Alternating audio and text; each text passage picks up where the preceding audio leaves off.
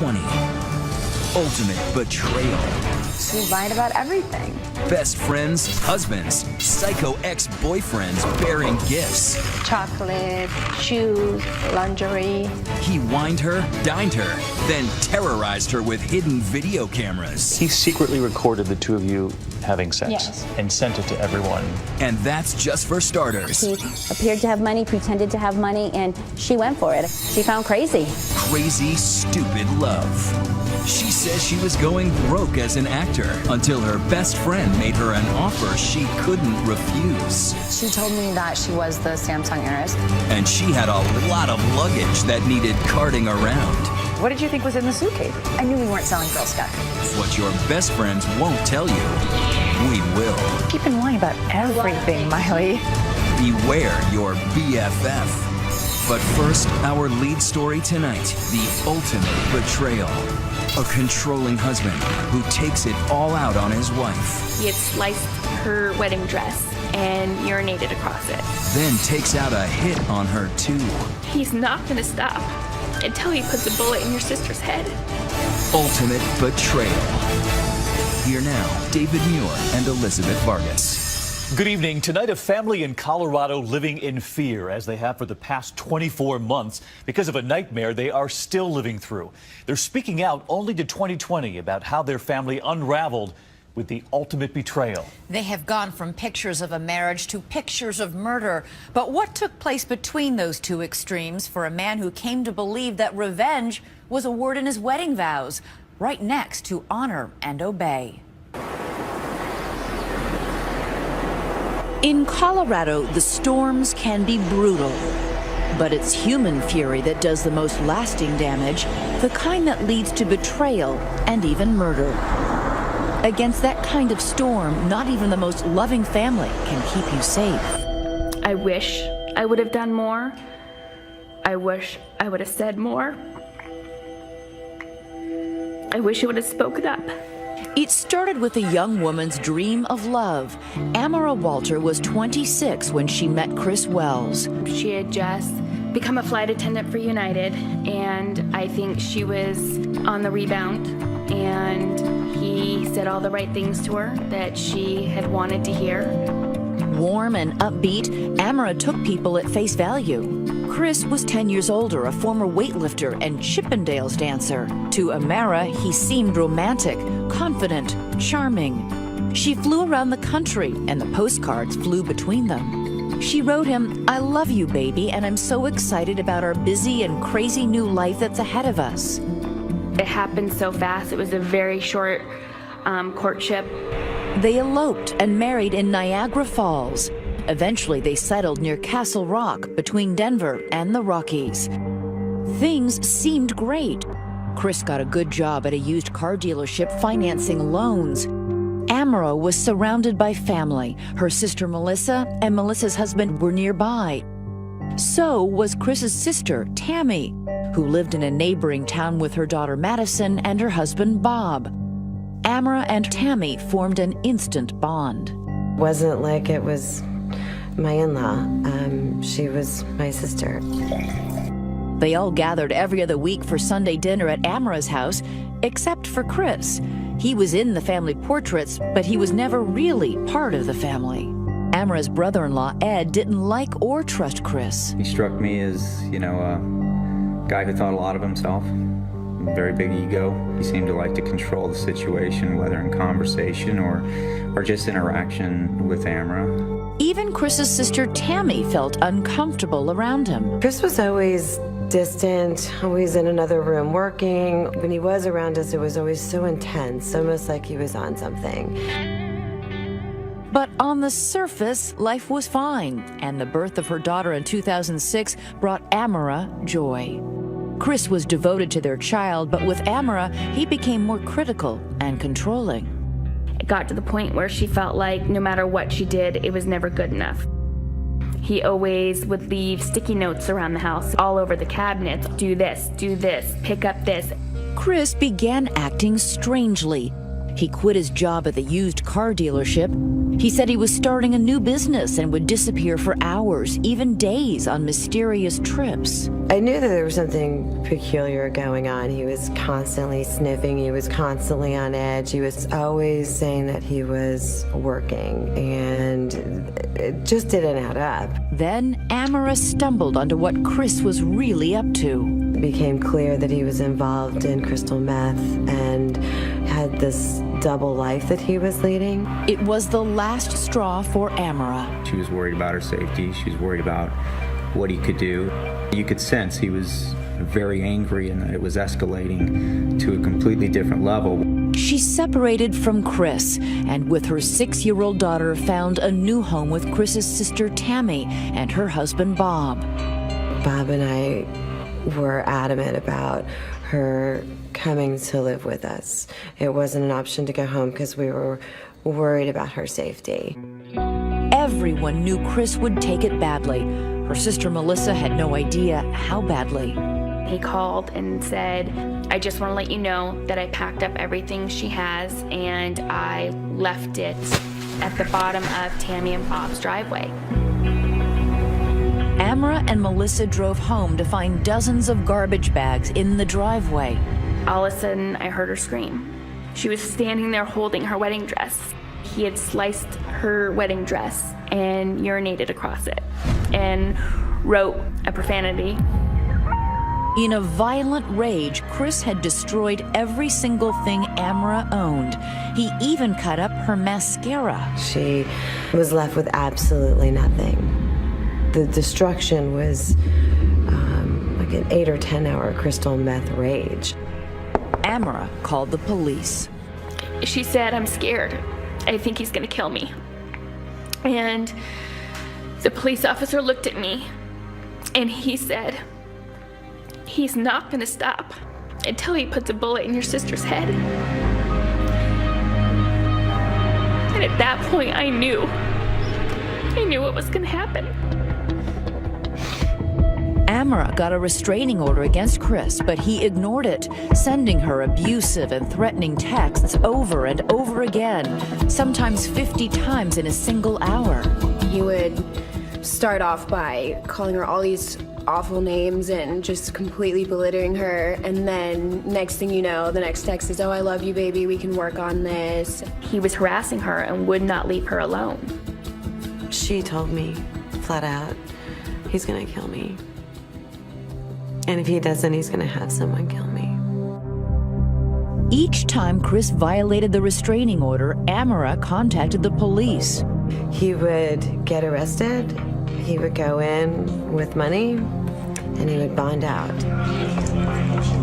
He just felt he was above the law because the law was not keeping him in jail. In fact, the law was helpless to stop Chris.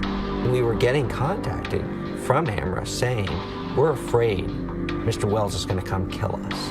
And there was really nothing the police could do. Chris's sister Tammy and her husband Bob felt threatened as well. Bob slept with a shotgun, and they came up with a plan if they were attacked. They rehearsed how each one of them would exit the house and escape in a different direction. My mom and my dad had taken her in, and they had helped break his control over her. He wanted to gain control again, and he couldn't do that if we were still there. Chris Wells was arrested 3 times in 6 months. Then, on February 23, 2011, he was arrested again. This time, he did something unusual. Instead of calling a friend to bail him out, he spent the night behind bars. We all kind of had a false sense of security that night because Chris was in jail. I was out of town on business, and I was talking to Bob on the phone. He said to me, things are getting bad, and I have this feeling that we need to take some much bigger steps and measures to protect ourselves. It was just a day too late.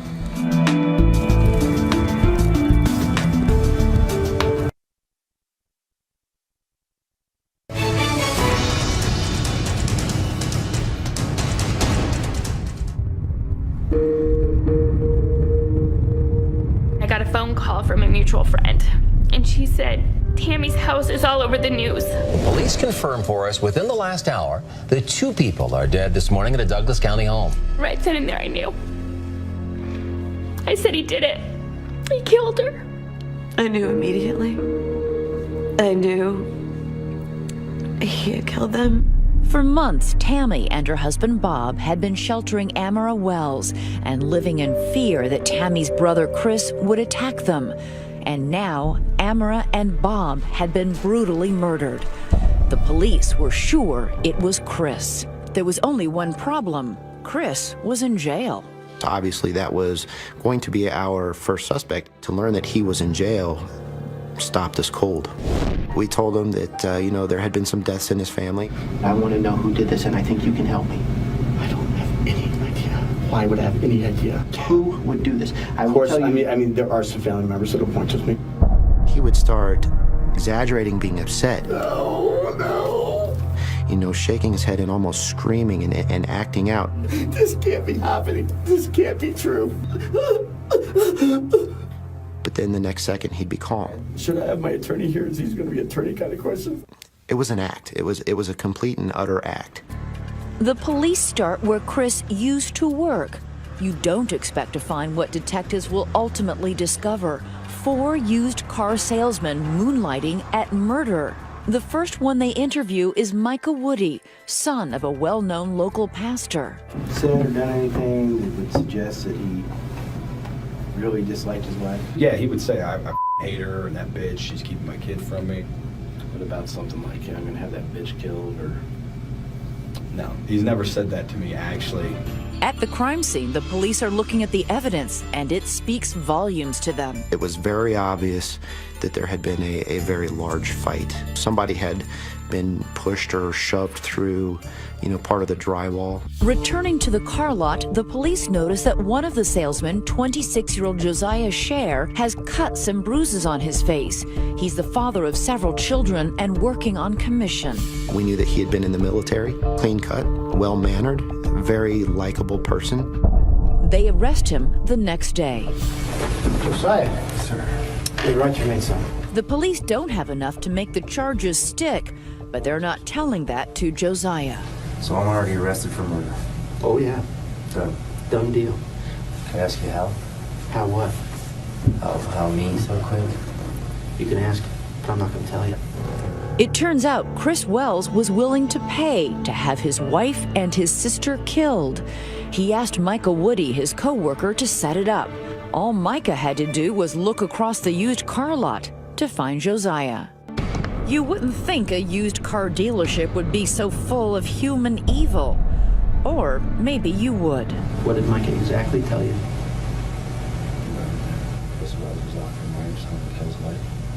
Josiah Scher needed money. He had a child on the way. So the idea of getting real fast money is what drove Scher to commit these murders.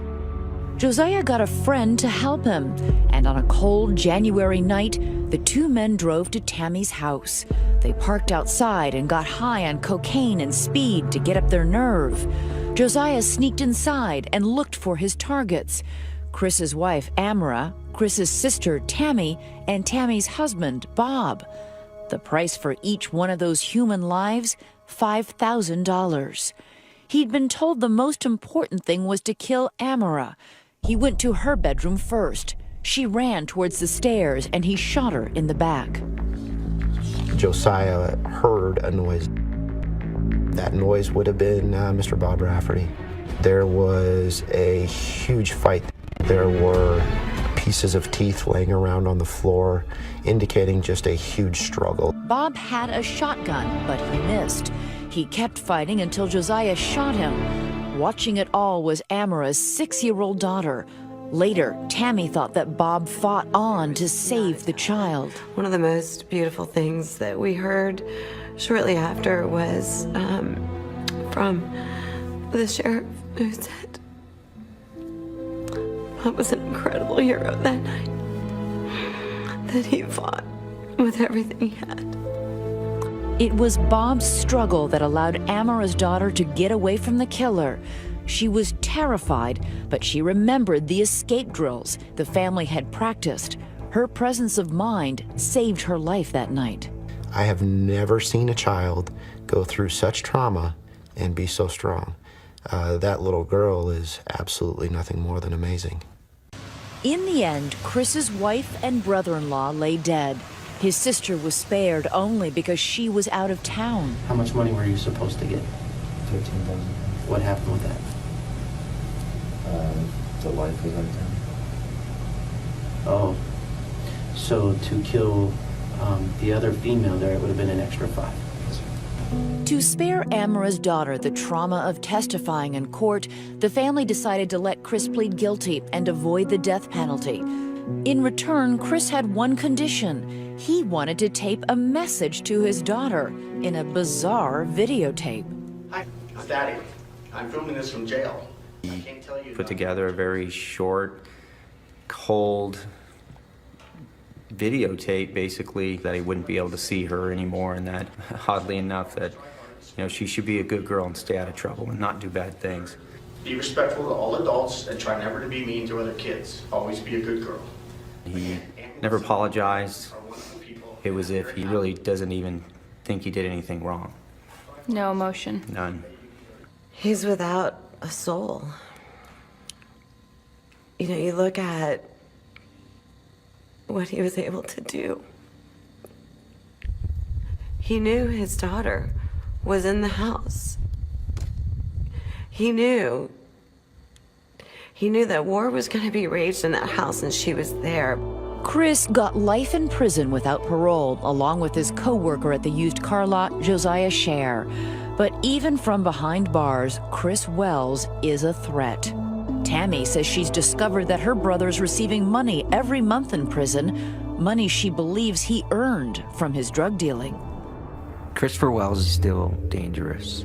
He's a man that can find desperate people like Josiah Scher to carry out his acts.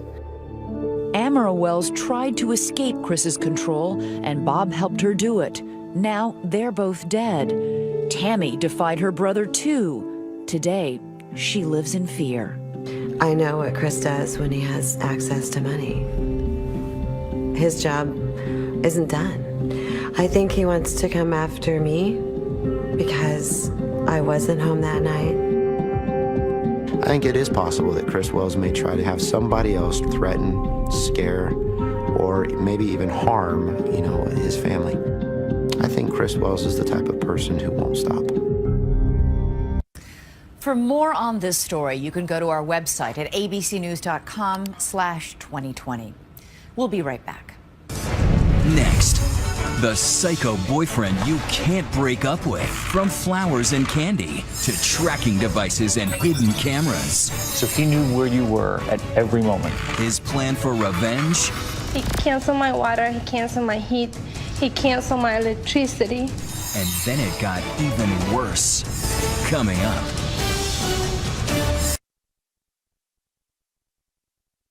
Well, they say hell hath no fury like a woman scorned, but they clearly haven't met the man you're about to. He's got a bag of tricks that could give Glenn Close and Fatal Attraction a run for her money. Authorities say he had his own weapons, an iPhone, the internet, and a sex tape his ex-girlfriend had no idea existed. Tonight, how authorities say he tracked his ex-girlfriend and trashed her reputation keystroke by keystroke. And it all started with some pleasant chit-chat at 35,000 feet. It all started with what seemed to be a fairy tale flight for a young mother who thought she was lucky to meet the charming man seated right next to her. You met him on a flight? I met him on a flight from Boston to Washington, D.C. You hear about people meeting on planes all the time. It's fun, So fun, it seemed an unexpected romance was about to take off, too. He seemed like a really nice person. You talked the whole time? Yeah. And when the flight landed, Sarita Hicks says the gentleman beside her, Bruce Steinman, asked for her number. And I was like, well, okay, why not? Why not? He told her he was in the D.C. area often on business, and it wasn't long before their first date. In fact, they would go out 3 times before she would even reveal where she lived. And when she did, he sent you flowers. Yeah, he wanted, that was the reason why he wanted my address. He wanted to send me flowers. Every day was something. He wasn't just showering her with gifts. This was a downpour. Chocolate, shoes, lingerie. I will get home and it will be in front of my door. But it was the next gift that would come with strings attached. But those strings were invisible. He gave me an iPhone as a gift. The iPhone is where everything started in. Because authorities believed that iPhone would become Bruce Diamond's most powerful tool to track her. He made sure the GPS, that built-in locator, was turned on. So he knew where you were at every moment? Yeah. And of course, I didn't know he was doing that. Not only was he tracking her, he was studying her, downloading all of her numbers, her friends, her family. He was watching who she was texting, who she was messaging on Facebook. And she says when she told him things were moving too fast, his next move turned dark. So he took all of the contacts Yes, in the phone in the phone. and began sending them messages. Messages, yeah. He started sending message to all my friends saying that I had STDs. And that was just his first message. Authorities say the next one would link all of her friends to a website where he had listed Sarita as an escort. How did you feel at that moment? I think it's the worst thing that a woman can ever go through. I never even went to those sites. I didn't even know they existed. Sarita is convinced it was her text messages to male friends that set him off. It was jealousy, I think. Was any of it romantic? No. But he thought it was. Yes. And when she wouldn't take him back, He's like, you and everybody will know you as a prostitute, and I'll make sure that your family, your friends, your coworker, everybody know. I'll make sure that they know. That was the threat. That was the threat. And authorities say he delivered on that threat, posting more profiles of her online. With my office number. And he put in there that I provide service from my branch, because it was a bank. So you had men calling you at the bank? At the bank, yes. They wanted me to have sex with them. She lost her job and lost her identity too, because when she went online herself, she discovered who she'd become in everyone else's eyes. I thought it was the end of my world.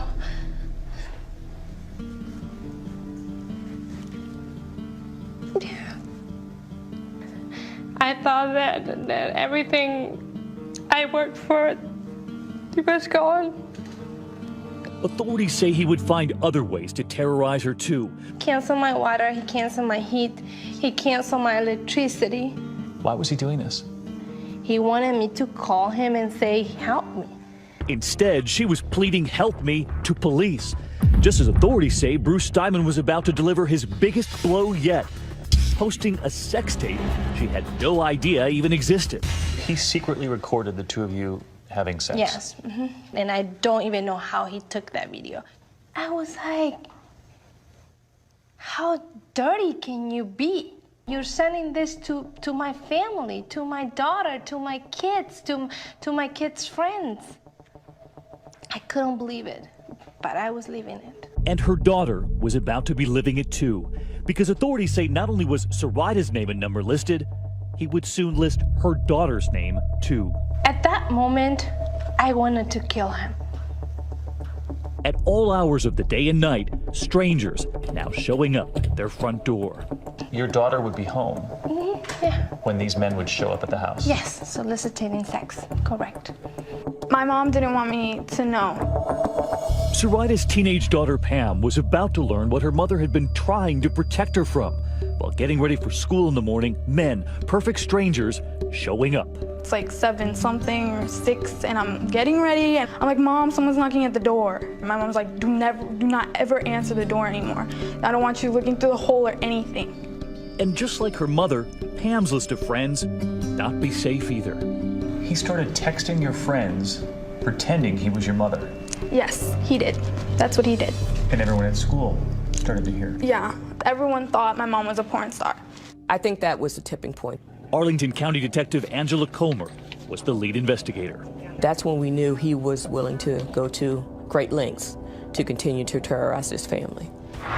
He came to my apartment with a knife and slashed all my tires. She filed for restraining orders and got them. They actually thought that he was going to kill me.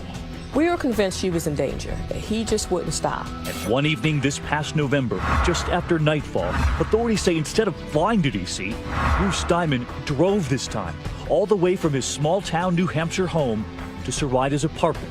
I was just getting in my door. And he was waiting in the parking lot. He began slashing her tires. This time, police were waiting. He was caught in the act, and he was arrested that night. Arrested, Bruce Diamond would plead guilty to identity theft, extortion, and stalking. But it would turn out he had one more surprise for Saraida. My name is Kathleen Steinman, and I've been married to Bruce Diamond for 22 years. When we come back, what did the wife know? Plus tonight, her own message to Saraida and what she says her husband was about to do to her, too.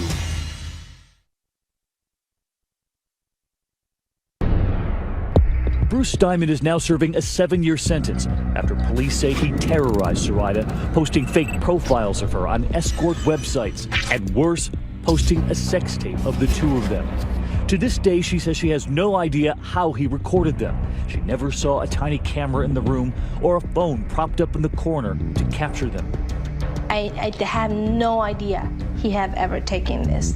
And he forwarded this to over 3,000 people. And this was video of the two of you? Of me and him having sex, yes. And that video spread faster than she could have imagined. Multiple porn sites. But what was worse was the family and the friends who authorities say were sent links to it by the man Saraida met on that plane. Could you believe this was happening to you? No, I didn't believe. I kind of like put in my head that it was just a nightmare, that it was not true. But it was. But it was.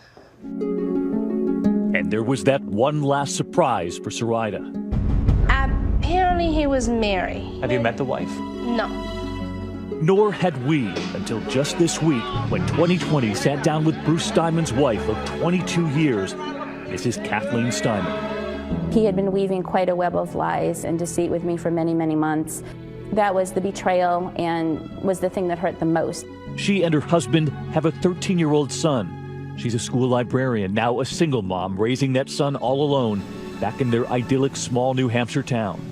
Authorities have been watching her husband across 2 states, and she is talking about the case now because she says no one has paid any attention to the terror he inflicted on his own family. I think throughout this whole thing, it really has never been apparent that Bruce had a family. There was never any indication that he was a married man with a child, and we're victims too. Kathleen Steinman says during those months she had no idea what her husband Bruce was doing on those business trips to Washington, D.C., his time spent in Arlington, Virginia, nor did she know what was about to unfold on that fateful night that authorities were waiting for him. Bruce didn't come home. He said he was going on an appointment in Massachusetts and that he might stop at his mother's house. He left that night in his car and would drive more than 8 hours all the way from their New Hampshire town to Saraida's apartment outside Washington. And as the case unfolded, his longtime wife was horrified. The things he did to her took hours and hours of plotting and planning and very devious, very ugly. And when you involve somebody's child, I mean, it's the lowest thing you can do. It's just despicable. After learning of her husband's arrest and betrayal, Kathleen demanded a divorce. And that's when she says he began using some of the same tricks to terrorize her, too. He shut off the utilities going into our house. He took over anything he could online, my Facebook account, eBay, PayPal, anything he could get a hold of. I thought I was safe because he was in prison. I didn't think he would be capable of really doing anything during that time. And she would soon be left with yet another unwanted surprise. $50,000 in bills for all of those trips and all of those gifts left at Saraida's front door. The flowers, the chocolates, the lingerie. When she realized that, even her friends were asking this. When was the last time you spent $50,000 on you? I just can't imagine. I don't know what would be going through his mind to spend that kind of money on someone he had just met to was a virtual stranger. A stranger who fell for him on that flight. I think he appeared to have money, pretended to have money, and she went for it, and she found crazy. She found crazy, and it's still haunting her tonight. Are you still afraid? I think that I'm afraid that he's gonna pay someone to kill me. Tonight, that sex tape can still be found online. Authorities say once a video like that is posted in multiple places, it can be nearly impossible to take down. It could ruin a person's reputation, and it's very difficult to get that information back. He was using that technology to destroy a person's life. He was destroying her life. He did. And Saraida's daughter Pam knows that that awful tape of her mother is still out there. The video was my mom, so everyone was convinced that it was my mom. What has he done to your life? He destroyed part of me. Like, I will never see men the same. A daughter now watching her mother trying to rebuild their lives. When you see her fighting this, what do you think? You just can't give up. Like, my mom didn't give up, and I'm so proud of her, and I love her so much. And when her mother, who had been listening to the interview, heard that nightmare finally over. I love you, Mom. All of it after that very first flight when it seemed love was in the air. Will you ever look at people on the plane the same way again? I will never give them my number again, that's for sure. I learned my lesson. It all began with that number. Yes. It all started with that number. Throughout the rest of the program here tonight, we'll be on Twitter. We want to hear your stories about the people you thought you knew who betrayed you. Let us know by using the hashtag ABC2020, and we'll be right back. Coming up, an innocent friendship. Was this struggling actress betrayed by a so-called BFF with so-called connections? Why do you think the heiress to the Samsung fortune would be hanging out with you? What did you think was in the suitcases? I knew we weren't selling Girl Scout cookies. Next. Besties, BFFs, whatever you call them, who doesn't want a best friend to help you through tough times? Somebody to whom you can tell all your secrets. But what if your best friend had a lot of secrets stowed away in a lot of suitcases? Hollywood, the glitz, the glamour, where stars are born every day. Grew up watching the actors on Friends, and I wanted to do what they were doing. Fresh out of high school, Miley Katie, yes, that's her, a brunette then, wanted it badly. She left her small town of Bremerton, Washington with little money and big dreams. You know, there's a cycle of just spending a lot of money on acting classes. There's headshots. It's difficult. How quickly did you burn through what little money you brought here? Probably 6 months. Wow. And you were lonely. I was. Forget Ross and Rachel, Miley needed real friends. Someone in her acting class introduced her to this girl, Lizette Lee, who seemed to have it all. So what did she tell you about herself? She told me that she was the Samsung heiress. And did she appear to have the wealth and trappings of the heiress to the Samsung fortune? She looks the part, she acts the part. She always seemed to have a lot of money. She had a Mercedes. She drove Bentleys. She ran with the crowd befitting an heiress.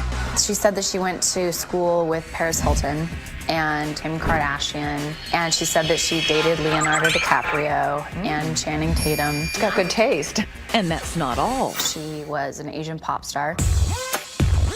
An Asian pop star? Yeah. Songs on the radio? Yeah, she said she had number one songs in Korea. Why do you think the heiress to the Samsung fortune would be hanging out with you? She said she was looking for someone who wasn't jaded by the town. And naive.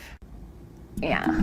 But that naive newcomer and the sophisticated socialite hit it off. We sort of had our own private world. We would just hang out at her place and have drinks and stay up late and talk. She was someone that was one of the really bright spots in my life when not everything was always that great.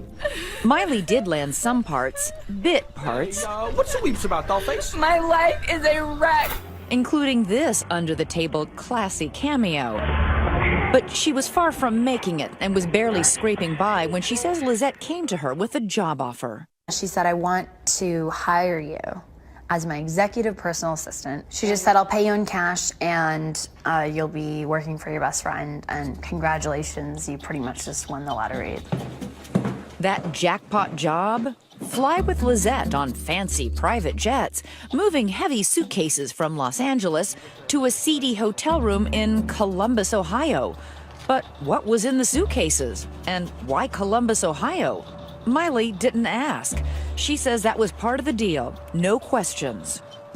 It's difficult to understand why alarm bells didn't go off. I trusted her. We had 4 years of a very close friendship. What did you think was in the suitcases? Probably money. She said that her family was very involved in some casino business. To be honest, I knew we weren't selling Girl Scout cookies. If lugging mysterious suitcases was bizarre, Miley's other task was downright shady. Wiring money, a lot of it. $40,000 through Miley's own personal bank account, all to pay for those lavish private jets. Why would she ask you to put that money in your personal checking account? That was something that I was very uncomfortable about. She said, you know what? Your job is so easy. I don't know what you're complaining about. If you want, I would be more than happy to throw a stick down Sunset Boulevard and hit some other dumb broad who would do it for half the money. Miley was in deep. She wanted a life in the fast lane, and now she had it. The money was intoxicating, but she was about to discover that she had made a deal with the devil in the City of Angels. It smelled like pot on the plane. After we landed, I'd walked in on a conversation that she was having. And she said, we need to do something about that smell. This is very dangerous, and we can't act like amateurs. Miley, that once innocent aspiring actress from Washington State, was a drug trafficker. I know it might sound hard to believe, but I didn't have that conversation with Lizette that would go something like, when were you going to tell me that we're smuggling drugs? This is illegal. So why didn't you say those things to Lizette? I was very afraid. We were drug dealers, and we were dealing with other drug dealers. Believe it or not, Miley kept working, kept going on those drug runs. Little did she know her BFF was about to land her a date with the DEA. They were making these flights frequently. They always had a lot of baggage with them, but they always gave a different reason why they were flying to Columbus. All inconsistent if it was just an innocent flight. June 14th, 2010. As Miley and Lizette flew across state lines, DEA agents began preparing for their arrival. We were observing. Once everyone was loaded up, our surveillance units moved in to stop them. I looked up and I saw 30 or so DEA agents, and I looked to my right, and there was a machine gun aimed at my face. Wow. They brought drug dogs out. The drug dog alerted to the presence of the odor of narcotics. At that point, we had reason and sufficient probable cause to search the vehicles. The jig was up. Investigators discovered a jaw-dropping 500 pounds of marijuana. That's a lot of suitcases. Over the next few months, law enforcement learned more, that all those trips, many involving Miley, moved more than 7,000 pounds of marijuana, worth more than $3 million.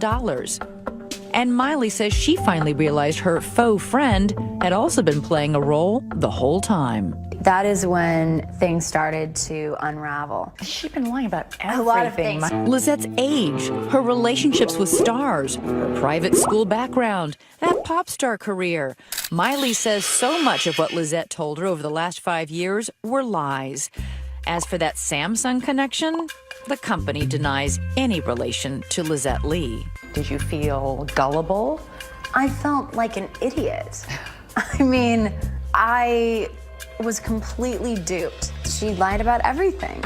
Everything. Everything. And I was looking at 5 to 40 years in prison. Lizette and Miley both pled guilty to conspiracy to distribute marijuana. Lizette is serving a 6-year sentence in a federal prison, but Miley, who cooperated with authorities, only had to serve 1 month, followed by a year of house arrest. It's changed my life permanently. Drug trafficker, convicted felon, former inmate. But as we've seen over and over and over, the mugshot can be the new headshot. The ankle bracelet, the newest Hollywood accessory. Miley even blogged about it on her website, housearrestgirl.com.